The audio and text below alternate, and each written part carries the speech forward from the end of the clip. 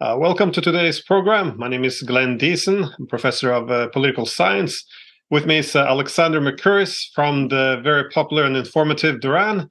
And the guest today, back very much by popular demand as well, is David Sachs, renowned economist, former economic advisor to Poland, to Gorbachev, Yeltsin, and I assume everyone now know who David Sachs is. So welcome back, sirs. Good to see you. Great to be with you. Thank you. So the topic we really wanted to cover today was, war in the West, or at least the proximity of the West, and the economic connectivity and development currently happening in the East, especially with this Belt and Road Initiative summit. Financial Times wrote only a few days ago that a G7 diplomat argued that the West had lost the battle for the global South over its position on Israel and Palestine. And all at the same time as this is happening, of course, we're seeing at the other side of the world, the global South, or the global majority, as now often referred to, meet in Beijing for this Belt and Road Initiative. And the quite shocking is, the large absence by the West, which I think only Hungary appeared of all the Europeans with Viktor Orban. And it seems, the West is boycotting it to a large extent, where most of the new economic connectivity is taking place. And I'm fearful, at least, that it ends up in isolating itself. But I thought we can start with the conflict going on in Israel and Palestine first, because I think hopefully everyone was horrified by the Hamas brutal killing of Israeli civilians. But of course, the context of the situation the Palestinian lives and the response of Tel Aviv has also been and continues to be quite horrifying as well. So, Professor Sachs, I was hoping that you could start off by perhaps giving your overview. How did this happen, and what do you see being the objective of the West now? Because at least the United States has now vetoed 2 calls for ceasefire. Where is this going? Can it be contained? Sorry, it's a lot of questions. Well, yes, indeed, and it's a lot on the world's plate right now, and maybe the UN Security Council is the right place to start, because essentially there is a 14-1 vote right now in the UN Security Council. 14 states, including 4 of the 5 permanent states, want a ceasefire and want a political resolution of this decades and decades long Israel-Palestine conflict. But the United States is using its veto. This says a lot. This says that the United States essentially is isolated on this matter. And it is because we're at the long end of a failed policy. And the failed policy is the same failure in Ukraine. It's the same failure which actually, as you said, has united the world, and on the other side of the globe in Beijing. It is the U.S. approach that military dominance, it should be used for political dominance, and that this will be sufficient to run the show. And that was true in the U.S. and Israel avoiding for decades any real political solution to a always extraordinarily hot and difficult conflict between Israel and Palestine.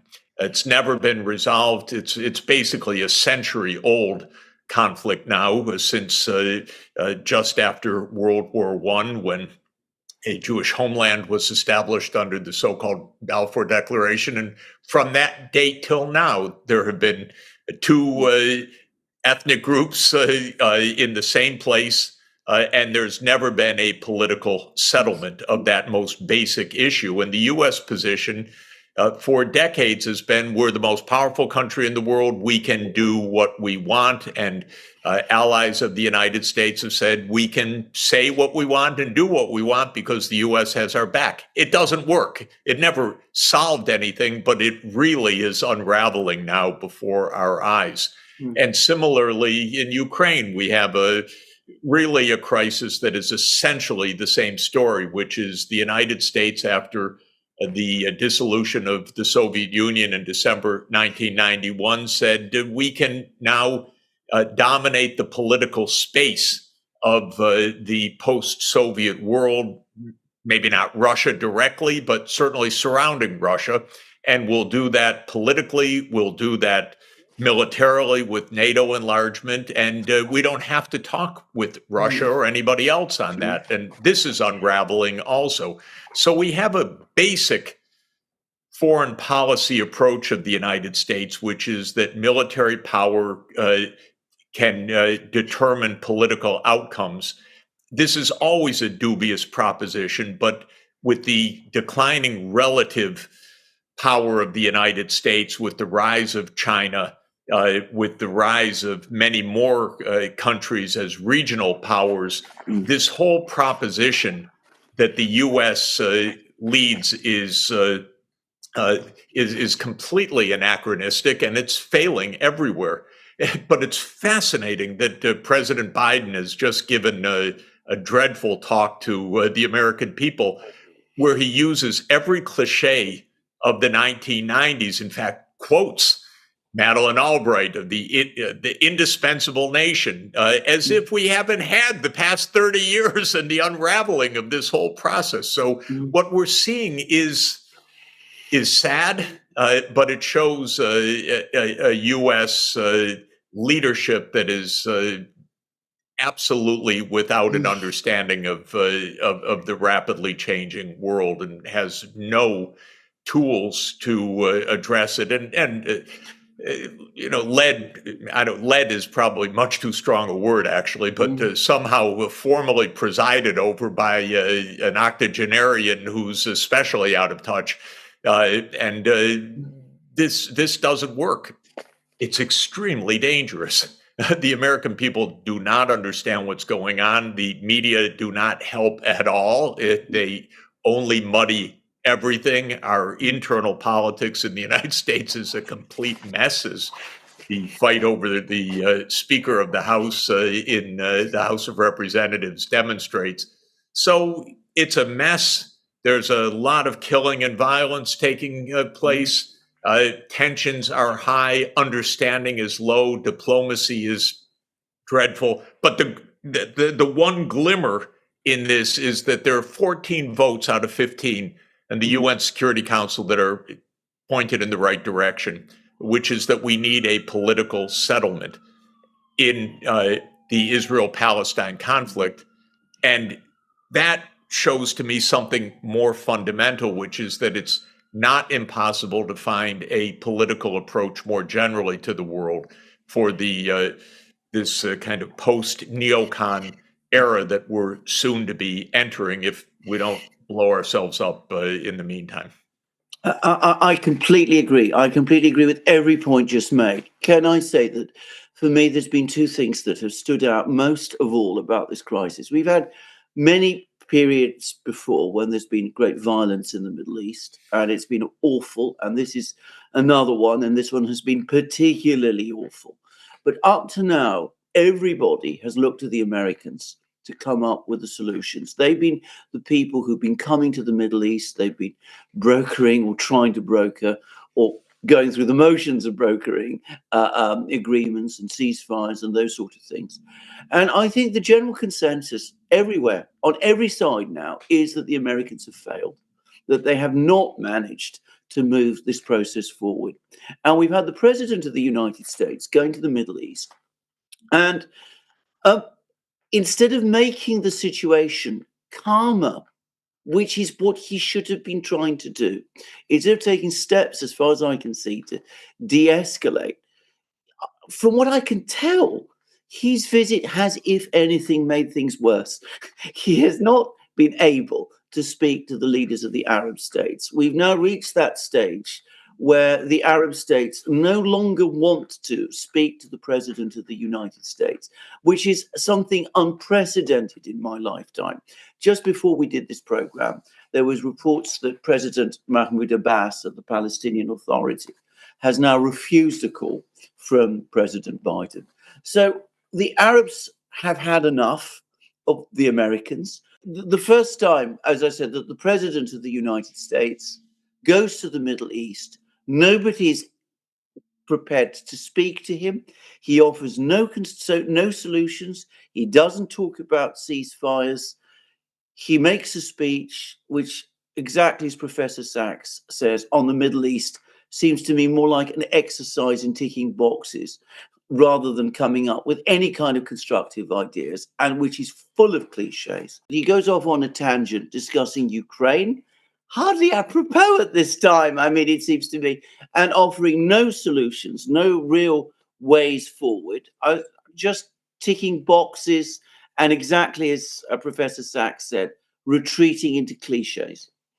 Of course, linking Ukraine and Gaza was a not very subtle way to try to push this $60 billion of Ukraine funding through a Congress which is more and more resistant because the American public is more and more resistant. So it was pretty crude, and it was pretty jerry-rigged, as you say in the speech, but also harking back to this idea, bizarre, uninspiring, cliched, America holds the world together, which somehow the rest of the world doesn't quite see. You know, they're missing the point. So this is it was pretty pathetic. We'll see what happens today when this $100 billion total package hits the ground. But that was the linkage made, just a device to somehow bundle very unpopular spending on Ukraine with what could well be more acceptable, though not very wise, spending on Israel right now. So that's what that was about, obviously. But I'm a bit, well, again, we discussed earlier before the program that this is a very polarized conflict. You have to choose one side or the other.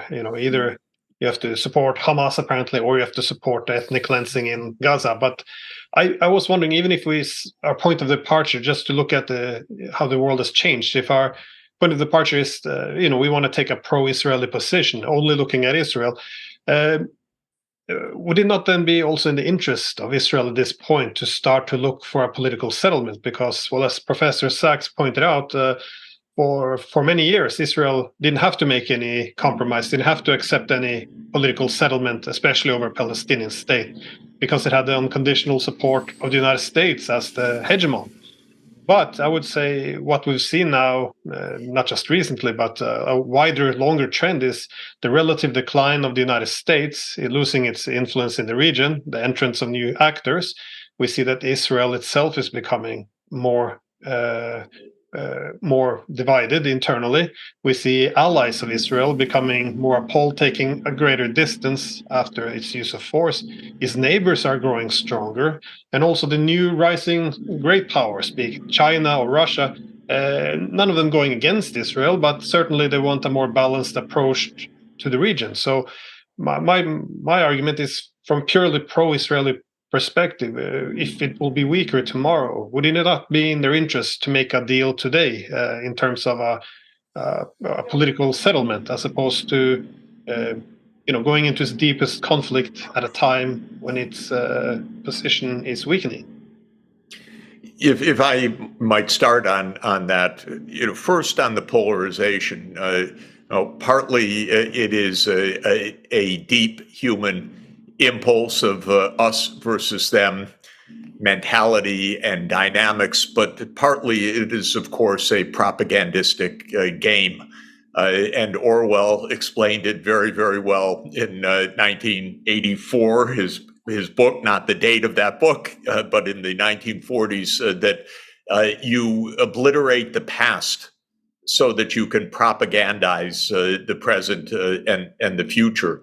And anyone that is aware of the past, whether it is the past regarding Ukraine and the war and its antecedents and causes and provocations, or the 100 years of strife in Israel, Palestine, well, then you know that this polarization is phony. It's an attempt to make you take stark sides in what is a very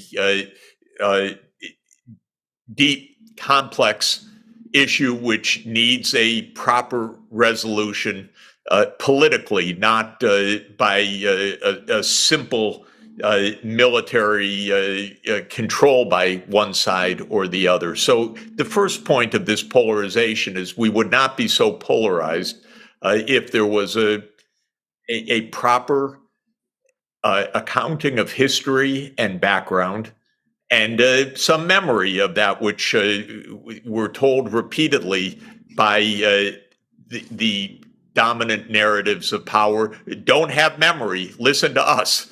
This is out of the blue. This is pure evil. This is whatever it is, rather than trying to understand what this is about. But on the question of Israel's well-being, it's not just now. I would say it goes back decades and decades that many powerful parts of leadership of the Israeli political system has resisted a political settlement because the belief was variously, we don't have to settle, it's too dangerous to settle, the land is all ours anyway, different variants, different beliefs, but the political system has always weighed against a real political settlement between Israel and the Palestinians, leading to the much discussed and never realized two-state solution. And that goes back many, many decades. And Israel's been divided over this for a long time. And back after the Six-Day War in June 1967, this debate raged what to do with this captured territory. And the prevailing answer was, one way or another, Israel needs to control this for the long term, whether through annexation or through settlements or through subterfuge or through creating a Palestinian enclave that doesn't have a real statehood, whatever it is. The effective decision was taken a long time ago. Don't have a two-state solution. Always blame the other side for the lack of that solution. But that was the decision taken to start settlements of Israelis in the occupied territories. Those settlements now number in the hundreds, with hundreds of thousands of Israelis in the West Bank, hundreds of thousands, couple 100,000 plus in East Jerusalem. This was a plan. And the plan was military power and dominance will be sufficient, especially with the U.S. backing. It never made sense. And it's unraveling now, tragically, disastrously, awfully. But the U.S. is absolutely unaware of the unraveling, or I'd say the president of the United States is clearly unaware of the unraveling, but the unraveling is occurring at alarming speed. And as we see the mass destruction of Gaza taking place right now, the unraveling will only intensify in the coming days, because what's happening now is absolutely shocking. I'm going to make a few observations. I mean, I've been reading extensively the Israeli media, and I have been surprised and impressed, actually, by how much more sophisticated the discussion in Israel about this whole situation is there's much more perceptions within Israel of the fact. I go through a lot of the Western media as well as the Israeli media, and if you read the Haaretz, for example, almost on a daily basis, you'll find articles which are quite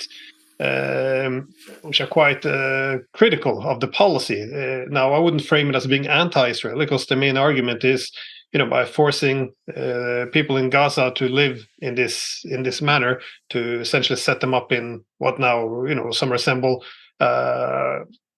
open air prison or concentration, whatever you want to call it.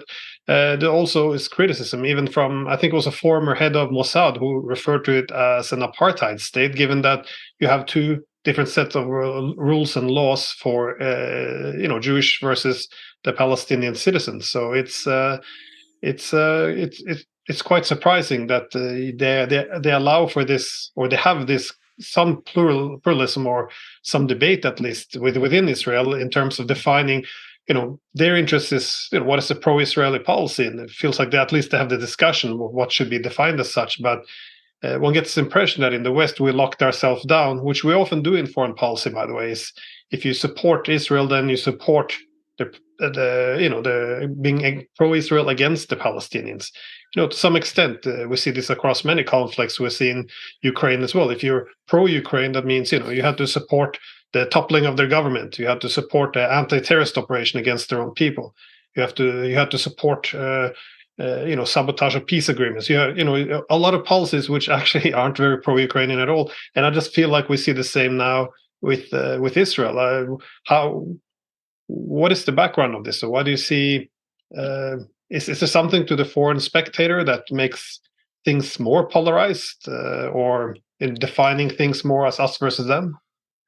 Well, of course, Israel has been deeply divided on this issue for decades. There has been a peace movement in Israel for decades, and a peace movement in this context means the push for a political settlement that typically calls for a Palestinian state alongside Israel. So that division has been there for half a century and indeed more.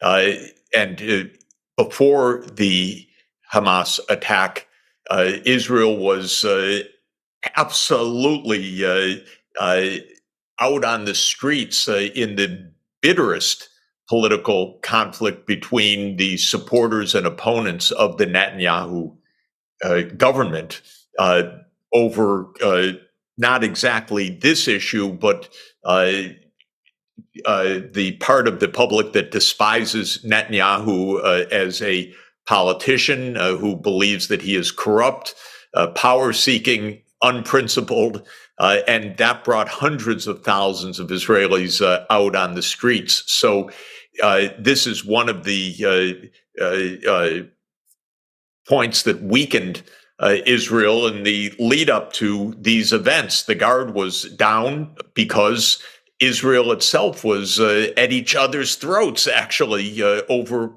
internal political conflict. So in one sense, the divisions are long-standing. In another sense, they have never led to a solution, in part because the U.S. has always encouraged Israel to say, you don't have to compromise, we have your back. Pretty much the same that occurred in Ukraine vis-a-vis Russia. The United States said to the Ukrainian government, you don't have to compromise, you don't have to negotiate, we have your back. Of course, the United States doesn't have anybody's back right now. Ukraine is in the process of being destroyed with the U.S. at its back because the U.S. position does not make sense, and the Ukrainian decision to pursue NATO membership rather than neutrality makes no sense for Ukraine's own interest and security. But it's been this call by the United States, you don't have to compromise, that leads to this very strange political dynamic. Now, what happens in the United States? Well, our politics are very far removed from ground realities in either the Middle East or in Ukraine. So the understanding of the dynamics are very low. The quality of political discourse in the United States is absolutely dreadful. The historical knowledge is basically non-existent. And the mindset of the US leaders for many decades is essentially built on arrogance, which is the most powerful country in the world can turn that military power into political outcomes as desired. Well, you would think after Vietnam, Cambodia, Laos, Nicaragua, Venezuela, Iraq, Syria, Libya, Ukraine, and the Middle East, the United States may have gotten the idea, not such a great idea. Maybe diplomacy would be helpful rather than assertions of the US as the indispensable nation and all these other cliches. But seemingly, at least in the political class in the United States, there is such a collapse of understanding and knowledge that cliches seem to be the last hold of the U.S. political class in Washington right now. There's just no proper understanding of what's happening. And maybe not insignificant part of this is the selling of arms became the business of the United States. And we see it. It's this literal role of the military contractors and their lobbyists also hijacking a lot of U.S. foreign policy. So that's actually part of the story as well. Lockheed and Northrop Grumman and Boeing and General Dynamics and Raytheon getting hundreds of billions of dollars of military contracts over the years and exercising extraordinarily lobbying weight over U.S. politics. One of the remarkable things we've seen in this fight over the next Republican Speaker of the House in the U.S. House of Representatives is that the chairman of the House Armed Services Committee, who's basically the recipient of the largesse of the military-industrial complex, is negotiating that the incoming speaker will support proper funding for Ukraine and presumably Israel, meaning that you see the handiwork of the military-industrial complex and the arms contractors and their lobbyists at work in the interstices of the day-to-day political machinations in Washington. That plays a big role, especially in an election year. And we're entering the 1 year till 2024 right now. So all eyes are on campaign contributions. So this is another part of the bizarre story right now. So I'd say on the U.S. side, it's incredible ignorance, long distance from ground realities, a complete unawareness of how the rest of the world has changed and moved on. Because, my job is to be working with governments around the world, and I know that Washington has no understanding of the perspectives of the rest of the world at all. So it's that complete absence of in-depth knowledge, understanding of the local realities, long-standing hubris and overbelief in the ability of military power to define political outcomes, and the weight of the military-industrial complex. It all adds up to quite a mess in poor I'd say even disastrous decision making in Washington.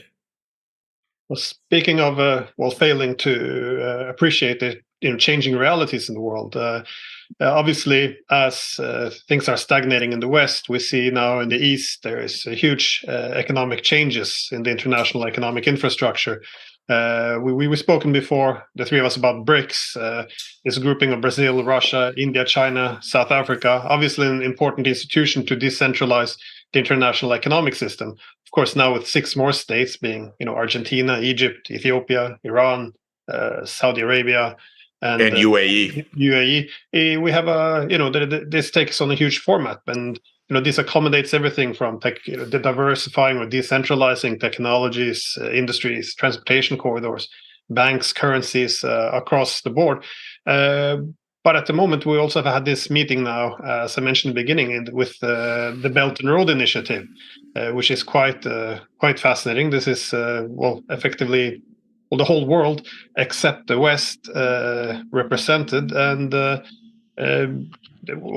this is all these initiatives. They seem like a huge potential to reduce the dependence only on one central power. However, my question was about a comment you made at a conference we were recently both at, which was you argued that one should be careful that this doesn't end up dividing the world into blocks, which I found was very interesting, because certainly we don't want a repeat of this. Whenever countries express their loyalty to exclusive blocks, it amplifies this zero-sum logic of us versus them. So how do you see this? Do you see all the initiatives? What do these economic initiatives in the East mean? Do you see us reverting to bloc politics, or do you see this being more inclusive and pacifying international rivalries? Of course, the direction right now is towards divided blocs, but that is, I'd say, a U.S. approach, a completely wrong-headed one, again, based on a total miscalculation and misunderstanding of ground realities, essentially based on the idea that the U.S. still predominates, that the U.S. still leads, as Biden said again, but he's living in a different world. It was delusional then, in my view, but it's completely anachronistic now. And I think it's extremely important to understand some basic facts. Just a couple of things very, very quickly. At the beginning of the 1800s, at the beginning of the 19th century, Asia accounted for around 60% of world output. The North Atlantic region, meaning today's Europe, UK, and United States and Canada, maybe 25% of world output or so. During the 19th century, because of industrialization, that flipped, and the West became the dominant power of the world. That was a deep historical reversal. And the West dominated military and industrial power from essentially around 1800, with the rise of industrialization, reaching its apogee of power, I would say, certainly in the first half of the 20th century, but then two of the most destructive wars in history, essentially the first one, a European civil war, the second one, a European civil war and an Asia-Pacific war provoked by industrial Japan, meant that 1950 was a turning point in history, in world economic history. It was the maximum advantage, even after the two world wars, of the West over Asia. But at that moment, with India's independence and the founding of the People's Republic of China, and what would soon be the end of the French Empire in Asia, and the end of European empires in Asia more generally, you see what we call economic convergence. And that means that Asia, for decade after decade after decade, developed economically and technologically faster than the North Atlantic region, narrowing the gap, catching up, because there was headroom. They were so far behind. It was an impoverished region. And over the course from 1950 till today, Asia's catching up with the West, so that the West no longer predominates.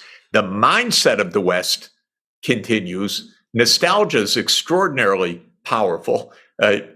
Britain, with all respect, still thinks it's an empire, still thinks it runs the world. The press and the British politicians strut the world stage.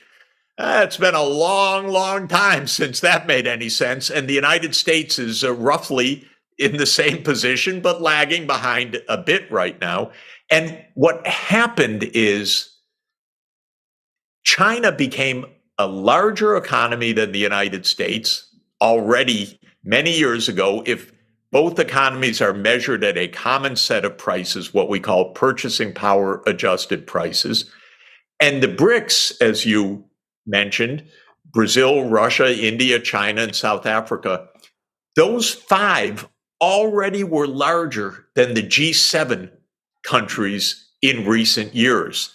Roughly, according to the IMF's estimates, again, at common international prices or purchasing power parity, the BRICS 5 were 32% of world output compared to 30% of world output of the G7, which is the US, Canada, United Kingdom, France, Germany, Italy, and Japan.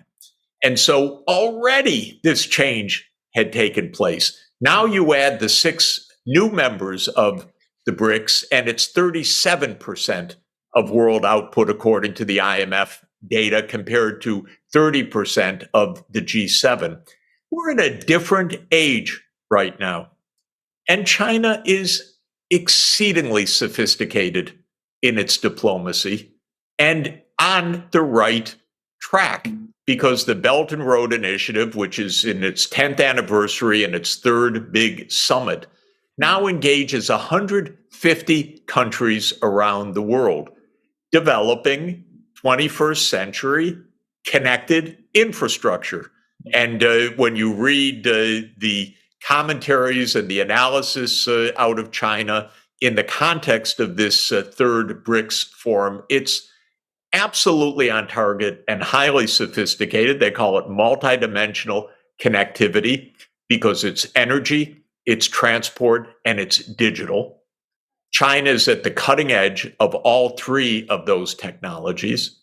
It is putting hundreds of billions of dollars of finance, because China is a high saving society, to the development of this infrastructure. The U.S.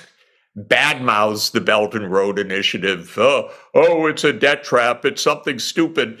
And of course, it's so crude and absurd what is said about this, because the whole rest of the world outside of this North Atlantic region and the few strong dependent allies of the United States in Asia know perfectly well this is a good, meaningful thing.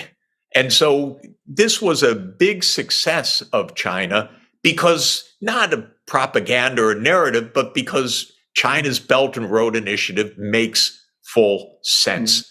And that's the basic point. And it's building modern infrastructure, and that's good. Connectivity is good. And so, the West is in this anachronistic mode that is absolutely spinning out of control, and China's hosting countries from around the world aiming for sustainable development. It's quite a contrast this past week. Can I just also say the contrast is that the Chinese BRICS states, they seem to be looking forward. They're coming up with constructive solutions. And going back to the Middle East, they're actually making proposals about how to move forward to resolve the situation in the Middle East. They're calling for a ceasefire. We see Russia, Brazil, the UAE working in the Security Council to try to get a ceasefire. And now they're talking about an international conference to try to sort out the problems in the Middle East, to sort out this crisis we have in the Middle East, to put it on a track to a sustainable solution. And no one in the West seems to be doing the same thing. We're looking backwards all the time. They're looking much more practically in a forward-looking way. I think that is absolutely right, and it's also, if we should grab at some glimmers of optimism, there is absolutely nothing fundamental that should block the U.S. and Europe from saying, you know what, we've had a wrong approach. We don't dominate the world. We don't run the world as if this is late 19th century Western imperialism. We need a cooperative approach. If we did that, that would not weaken European security or the United States security. It would not lead to, an invasion by the United States. It would not lead to a collapse of the U.S. economy. All to the contrary. It would lead to a sigh of relief around the world. Oh, my God. Your fever has broken. This hallucinatory moment you've been in, during your high fever is over. You've woken up. Welcome back to the family of nations. I don't mean to sound absurd, but there's nothing fundamental that leads us to this kind of block mentality. And it was an approach that the U.S. took based on extraordinarily out-of-date hubris that didn't make sense even when it wasn't so extraordinarily out-of-date. But the U.S. could actually change its foreign policy without doing an iota of damage to U.S. interests at all. And it could happen. Europe, I have hoped, and I continue to hope, can wake up to some of this, because if Europe actually says, this isn't working so well for us, we're in a deep recession, China's our marketplace, we share Eurasia with China, so we should partner our global gateway and China's Belt and Road. We can meet in Samarkand, as I like to say, one going from east to west, the other from west to east. That's the whole idea of the Silk Roads. It was connecting Europe and China back in the day of the Roman Empire and the Han Empire. So this is 2,000 years of constructive relations if we choose to have it. It was a little... I didn't see the full readout, but I did see the EU High Representative Josep Borrell going to China saying, take us seriously. We're a geopolitical power. Okay, fair enough. If you stop acting so absurdly as de facto a vassal of the United States, maybe Europe would be taken a lot more seriously and should be taken a lot more seriously. This has been Europe's terrible misstep of saying, okay, we follow the U.S. in lockstep, but maybe these events will open up European eyes. That would be enough, actually, to force a reassessment by the United States, because the whole U.S. bargain is delusional right now. We lead the world when 80% of the world says, no, you don't do it. But if Europe peels off and says, we're not so keen on how this is unfolding, that would absolutely force a reassessment by the United States before we go closer and closer to global war. And we're heading in that direction if the United States doesn't change course and come out with a different foreign policy that is based on the idea of cooperation under the UN Charter and under true international law, not under the rules as the U.S. wants them to be. I just would quickly add, and speaking from Britain, and you're absolutely right, by the way, about what you said about Britain, this fixation on trying to be a great power, especially in the case of Britain, when you are not, one effect it has is that it distracts us in Britain from addressing our very pressing and growing internal problems.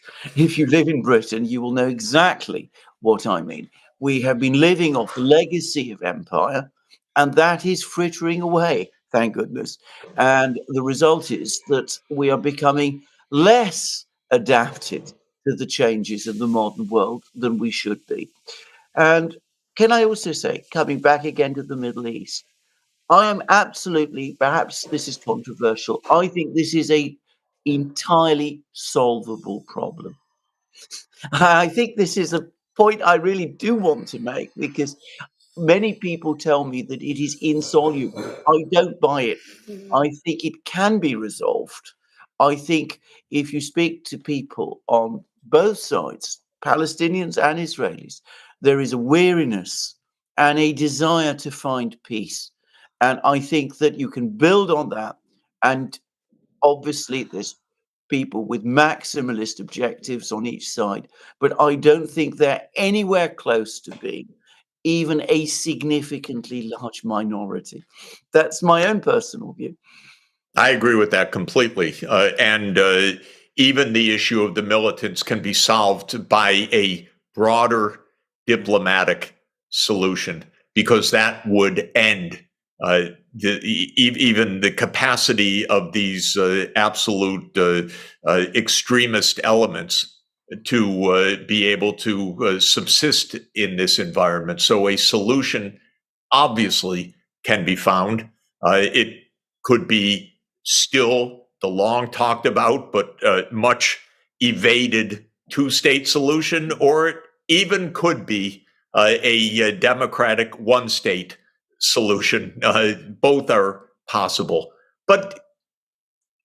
And what is absolutely true is that it would be possible to reach an understanding with the Arab nations, the Arab League, and the neighbors in the region. With Iran, I will also add, absolutely possible. I speak to a lot of Iranian diplomats over the years, and of course there could be agreements reached. So there's nothing out of grasp. What is out of grasp to this date is the result of an incredible arrogance and hubris and a lack of honesty about the core of this crisis. Same in Ukraine. When you know the underpinnings of the crisis, when you know the evolution of how we got to this dreadful place, a solution could be found tomorrow, actually. And it goes back to the same hubris of the United States saying, we don't have to talk to Russia about anything, about our missile placements, about our NATO enlargement, about coups that we back in next door countries. We don't have to talk about anything. And that hubris brings us to war. But by overcoming the hubris, we could actually get to peace. I just final comment. I think what Professor Sachs referred to as this block mentality. I think a lot of this is again a manifestation of the hegemonic strategy, because obviously you have two kind of security institutions. You have the one who pursue security with other members, and then you have the alliances or blocks where you seek security against non-members. And in this instance, you see often there's this need always to divide, between the protected or dependent ally and the weakened adversary, which is why if we look at why there's no peace, well, one could look at what happened when the Chinese negotiated, this settlement or peace between Iran and Saudi Arabia. Washington was very much opposed to it. And, we saw the same, was it 3 years ago, when the Chinese and Indians were having a clash in the Himalayas. If you saw the American media, the New York Times, they were all very excited and very openly stating, listen, this is a great opportunity. With India in the conflict with China, they will have to align with us. They will be dependent on us, and we have a powerful ally to weaken the Chinese. So it just seems like there's this always this block mentality in order to achieve hegemony. So, well, that's I guess why to some extent I'm a bit more optimistic about BRICS, because it doesn't seem like an alliance system. I know that they're trying to counter hegemony, but if you see the new members they took in, I mean, Egypt and Ethiopia, they're in conflict over the water. They bring in Iran and Saudi Arabia. Obviously, they are the main Cold War in the Middle East, and there seems to be and this doesn't seem like an alliance that Iran and Saudi Arabia will turn against America together. It's not going to happen. It seems more being security with other members as opposed to allying against state C. So it seems to be. I'm not sure if this is because the objective of hegemony is absent, but I'm not sure if you two have any thoughts on it before we wrap it up. Well, Glenn, we could refer back 2,000 years to divide et impera, divide and conquer. This has been strategies of empires throughout the ages, that you divide the other side. You create those divisions. You divide and you conquer. And this has been a U.S. foreign policy approach. It fails. It's failing miserably right now because the U.S. Has lost any semblance of the power, whether it's military dominance, technological dominance, or financial dominance, to be able to carry that out, as dreadful as it was even when the U.S. was relatively more powerful than it is today. But that has been the strategy. The alternative strategy is true multipolarity and true multilateralism under a common set of international laws, which at our core today are the UN Charter and the Universal Declaration of Human Rights of the United Nations. We could have a world that is peaceful, united, and pursuing sustainable development if we choose to do so.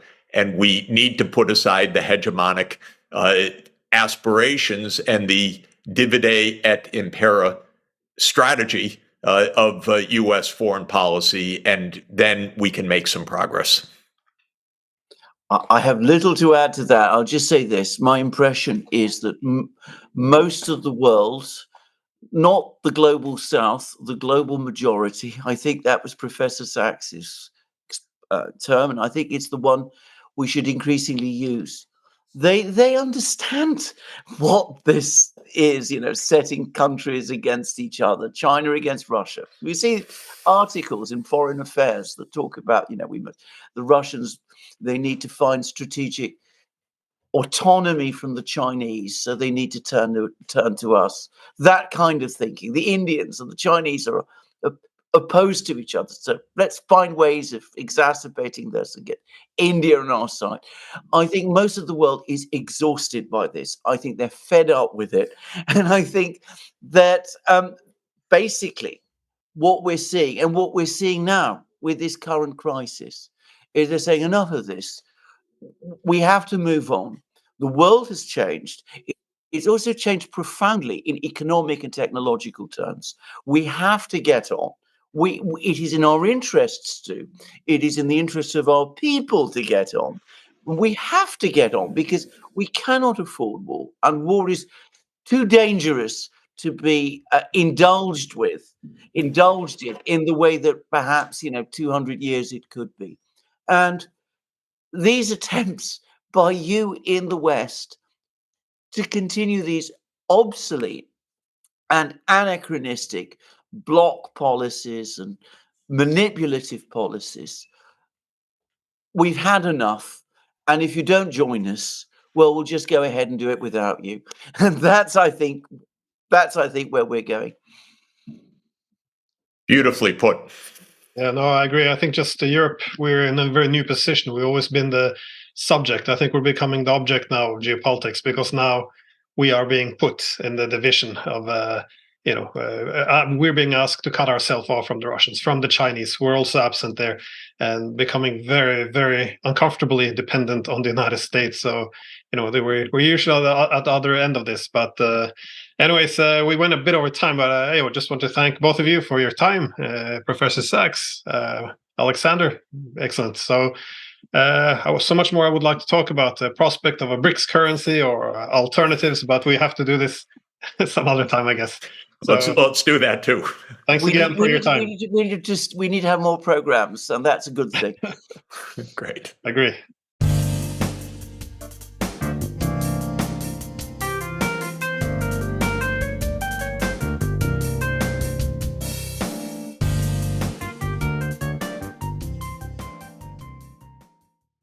Congressional complex. And the old general at the last minute crossed out congressional. When asked why, he said, well, I only have a few days left in my term, but I'm waiting for them to pass 2 more bills. Anyway, it's profound, which leads us to the profound question of the day. Professor Sachs, how do we avoid Armageddon? Boy, are we drifting towards disaster. And I would say this is drift. Dwight D. Eisenhower spoke 62 years ago. It was his farewell address, 1961, January. And he warned us already then about the power of the military-industrial complex. The military-industrial complex took hold of U.S. foreign policy, especially from the 1990s onward. We sometimes call it the neocon era. It has been the era in which the U.S. has pursued nonstop military approaches, wars, covert regime change operations. It has brought us to now multiple hot wars, tremendous global insecurity, a budget that is drowning in debt, and President Biden just asked for another $100 billion plus in this endless stream of spending for the military. And he sounded to me like a pitchman for the military-industrial complex. Your artillery shells are produced in 12 states, including Pennsylvania and Texas. Arizona produces the Patriot missile systems. This is clearly a military-industrial complex-led foreign policy. Wall Street Journal just carried a story about how they're expecting boom times, and I use that phrase perhaps unwisely. Lots of booms over Gaza, but lots of money in the accounts of the military contractors. And our foreign policy, on the other hand, is a disaster. President Biden said, we're the beacon to the world. The world is absolutely standing against what the United States is standing for right now. And if you want proof of it, it was 14-1 in the UN Security Council in recent days, when the other 14 members of the UN Security Council said we need a ceasefire and humanitarian relief, and the United States vetoed that. This is really troubling and amazing and completely unconvincing from a foreign policy point of view. And aside, just even on the straight economics of it, for heaven's sake, another $100 billion on top of a busting budget deficit that the Congressional Budget Office has just reported, $300 billion larger deficit than in FY22. This is the fiscal year 2023. We didn't collect the revenues, down 9% year over year. We know that the interest rates are rising to unprecedented levels of the recent years. This is causing a lot of pain. And now, why not another $100 billion for a failed policy? So what would the argument be against humanitarian assistance? How could the U.S. ambassador to the UN with a straight face argue against that? And before you answer that, the president claims that he told Prime Minister Netanyahu, and Prime Minister Netanyahu agreed, to allow humanitarian assistance in the form of food, medicine, and water to cross from Egypt into southern Gaza. As of the time we went on air, Professor, those trucks are still lined up. The caravan is miles long, but the Israelis won't let them in. Nothing has opened up. There is no relief. There was a massive bombing again yesterday, bombing that hit a Greek Orthodox church complex. Right. I think it's 1,600 years old. I've heard from the Greek Orthodox community and leadership today. This is just horror. And there is not only no relief in sight, there is only escalation in sight. Doesn't Prime Minister Netanyahu understand the dangers to Israel and to him personally? I'm talking about his longevity in office, to this type of gross overreaction? I don't think he has any longevity in office personally under any circumstances, but I would say that Israel may be living in a almost in a state of unawareness of what the world feels right now. But you felt the same thing hearing Joe Biden speak.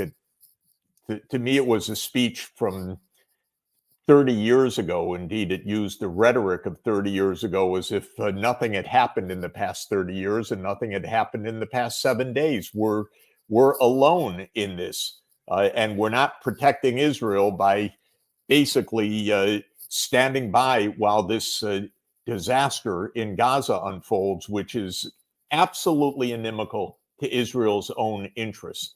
They don't understand what they're getting into, which is very bad and very deep and very much opposed by the whole rest of the world, save the leadership of the United States right now. Does President Biden and his colleagues, and do Prime Minister Netanyahu and his colleagues understand what will happen if American fighter jets attack Hezbollah or American Marines land on the shores of Gaza? The 2,000 Marines off the coast and in the aircraft carrier. God forbid. I don't think that they understand, and the dangers are extraordinarily high, and the lack of diplomacy is absolutely staggering. It is unbelievable that President Biden and President Putin have not spoken once, as far as we know, but I think it's a pretty good bet that they have not spoken once since early 2022. They have a lot to speak about before this world goes over the edge. And we are not having basic diplomacy right now. And Professor Sachs, the President of the United States, personalizes this. Here he is last night. It's cut 7, Chris. Putin has failed. It's absolutely untrue, but it's so personal. When Putin invaded Ukraine, he thought he would take Kyiv and all of Ukraine in a matter of days. Well, over a year later, Putin has failed, and he continues to fail. Kyiv still stands because of the bravery of the Ukrainian people. Ukraine has regained more than 50% of the territory Russian troops once occupied, backed by U.S.-led coalition of more than 50 countries around the world, all doing its part to support Kyiv. We're segueing into Ukraine, but I would argue that none of what he just said is accurate. I would absolutely concur. It's just straight propaganda. And to say this, by the way, after a disastrous failure of Ukraine's so-called counteroffensive, which began in June and which has cost tens of thousands of Ukrainian deaths, and those deaths continue at staggering rates every single day. And this is known by everyone watching this, everyone observing, to have been an unbelievable failure pushed by the United States. And Biden's he's reading a script. It's really a puzzle. Who writes this stuff? But If you this is dreadful.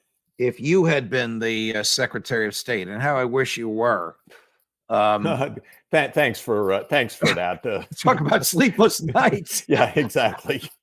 But Tony Blinken, and we both know him personally. I mean, this was just a disaster of whatever he attempted to do in the days preceding the president's trip over there. What would you tell Prime Minister Netanyahu? Bibi, you got to look at the way the world looks at this. You're killing innocents. Remember, the entire U.S. foreign policy of this administration has been a failure. And it was just days before the Hamas attacks, of course, that Jake Sullivan, the national security advisor, declared the Middle East the quietest that it's been in 20 years. They misread everything. They are misunderstanding everything. And if you don't know what you're facing, how can you solve any problems at all? So they're not solving any problems. They're just deepening the problems. The whole trip was completely ill-advised. I keep offering they can use my cell phone. They can use my Zoom links. They could reach anybody at any time to have serious discussions with anybody. We don't need the grandstanding. We don't need this unbelievably vacuous and wrongly directed speech. We don't need the next $100 billion. We need some diplomacy. The president of the United States, it's his job. He should be speaking with President Putin. He should be speaking with President Xi. He should be speaking with the leaders of the Arab countries. He doesn't have to fly there for that. He could have a Zoom call and actually get something real done. This was a crisis that was reaching a boiling point. They didn't even recognize that the water was getting hot. And then when it has boiled over, the reactions are absolutely contrary to the entire world's sense of this, which is that this is about politics. It's about politics overdue for 50 years. We need a political resolution. We don't need a destruction of this absolutely vulnerable and trapped civilian population. And yet they have no answers. Our administration and the Netanyahu government, which, by the way, was already pushing Israel itself to the brink of disaster internally before this happened. So this was a government that was incredibly divisive. It had hundreds of thousands of Israelis out on the streets against it. It obviously was not watching or hearing or understanding anything, nor was our national security apparatus understanding or hearing anything, because they don't listen to anybody. They just talk. They think that the whole world waits for the U.S. word.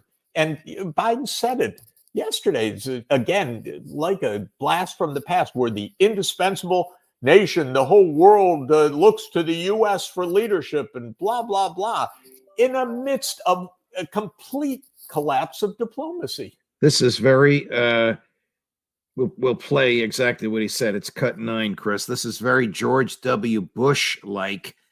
You're with us or against us in the days and weeks after 9/11. On Ukraine, I'm asking Congress to make sure we can continue to send Ukraine the weapons they need to defend themselves and their country without interruption, so Ukraine can stop Putin's brutality in Ukraine. They are succeeding, backed by U.S.-led coalition of more than 50 countries around the world, all doing its part to support Kyiv. What would happen if we walked away? We are the essential nation.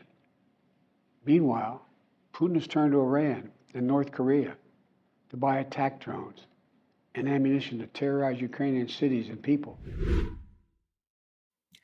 What is President Putin doing while Joe Biden and company are exacerbating what's happening in the Middle East?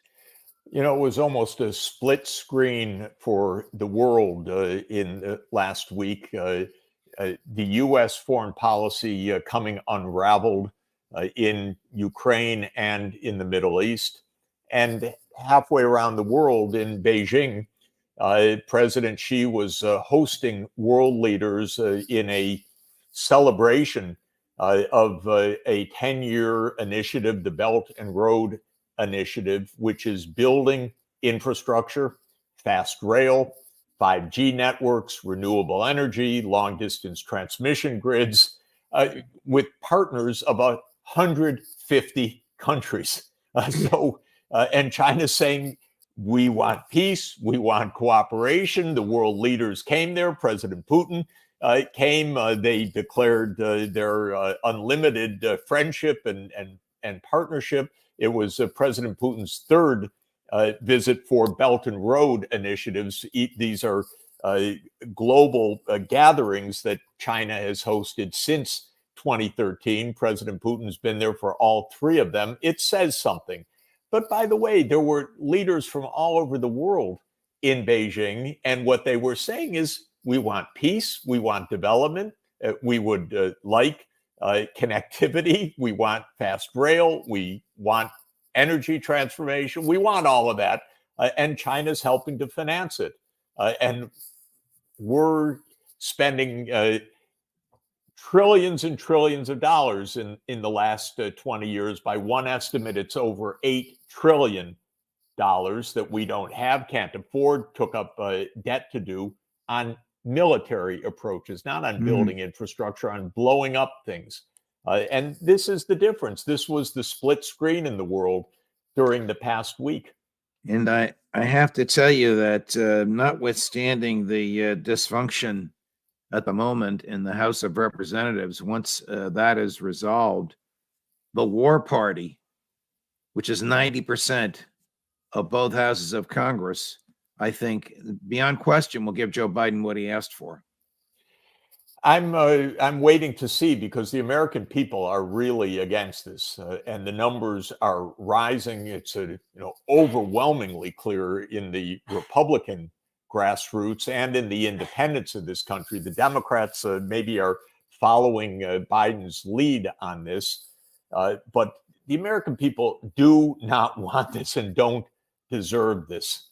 And we will see whether Congress has even a glimmer left of recognizing its role of reflecting the interests of the American people. It's a real question mark. It's fascinating to see that in this internal struggle within the Republican Party, who is warning the speaker candidates? It's, of course, the head of the Armed Services Committee. You better vote for this. If you want our support, Right. You need to vote for the money that's going to go to Lockheed and to Raytheon and to General Dynamics and to Northrop Grumman and to Boeing. Those are the campaign funders. This is serious business for the United States. Joe Biden reminded us.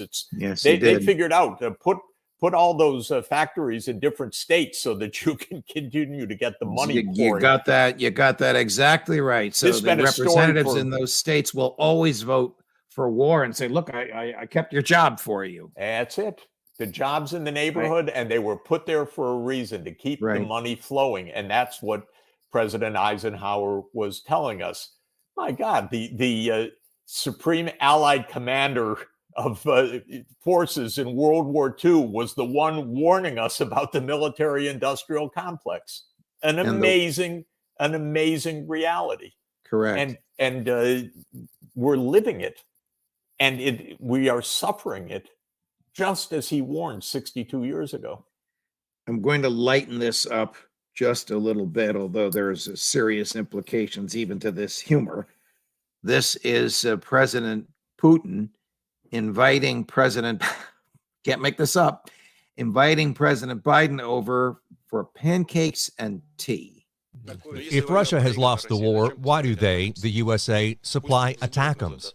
Let them take them back and all of the other weapons. Biden can take a seat and eat pancakes and visit us for some tea. If the war is lost, what are we talking about? Why ATACMS? Ask him that. It's funny. First, this supplying ATACMS, of course, causes harm and creates an additional threat. Secondly, we will, of course, be able to repel these attacks. War is war. Jeff, he's 100% correct. Amazing to see, and watching that venue in Beijing behind him, we've got this all wrong. But what he's really saying, deep down, is how weird it is that the two aren't actually talking. Whether they have pancakes or not is yet another matter. But instead of diplomacy, we have these moments in front of the camera where Biden wants to look tough. This man can't stay in power. This man's evil. This is the opposite of how to make the world safe. And what Putin is saying there is basically, we don't talk. I just hear these things, and see the missiles. We don't really talk at all.